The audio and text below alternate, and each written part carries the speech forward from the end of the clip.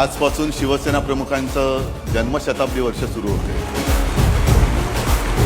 अनेक चढ उतार आपण सर्वांनी पाहिले आणि एक गोष्ट खरी आहे की आम्ही वादळामध्ये खेळत मोठी झालेली मुलं आहोत. त्याच्यामुळे वादळाची कसं लढायचं हे आम्हाला कोणी शिकवण्याची गरज नाही. बाळासाहेब ठाकरे तशी व्यक्ती होती. प्रत्येकाला वाटलं की हा माणूस असा आहे, प्रत्येकाला वाटलं हा असा आहे. तो माणूस कसा होता हे जगाला कळलं. आणि गद्दारी जर का आजपर्यंत भगव्याची झाली नसती तर अतिशयोक्ती वाटेल, पण या महाराष्ट्राने जगाचा इतिहास बदलून दाखवला असता. आणि बाळासाहेबांनी या देशामध्ये हिंदू एक राजकीय शक्ती बनू शकते हे या देशामध्ये बाळासाहेबांनी सिद्ध करून दाखवलं. तोपर्यंत इतरांना कोणाला माहीत पण नव्हतं. मत विकत घ्याल, पण मन कसं विकत घ्याल.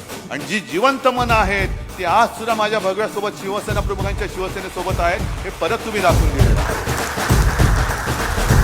मुठभर असतील तरी मुठभर, पण त्या मुठभराने त्यांच्या छाताडोर मी प्रहार केल्याशिवाय राहणार नाही. शिवसेना हा केवळ राजकीय पक्ष नाहीये. भाजपला जर का असं वाटत असेल की शिवसेना ते संपवतील, शिवसेना तुम्ही संपू शकत नाही. कारण शिवसेना हा पक्ष नाही, शिवसेना हा विचार आहे. शिवसेना हा भूमिपुत्रांचा अंगार आहे. आणि शिवसेना म्हणजे अन्यायग्रस्तांच्या हृदयामध्ये पेटलेली मशाल आहे, ती तुम्ही विझवू शकत नाही. आजपासून परत एकदा जय महाराष्ट्राचा उद्घोष, जय भवानी, जय शिवाजीचा उद्घोष, हर हर महादेवचा उद्घोष, समोरच्याच्या उरात धडकी भरवेलाचा पुन्हा सुरू करा. शिवराय आमचं दैवत आहे.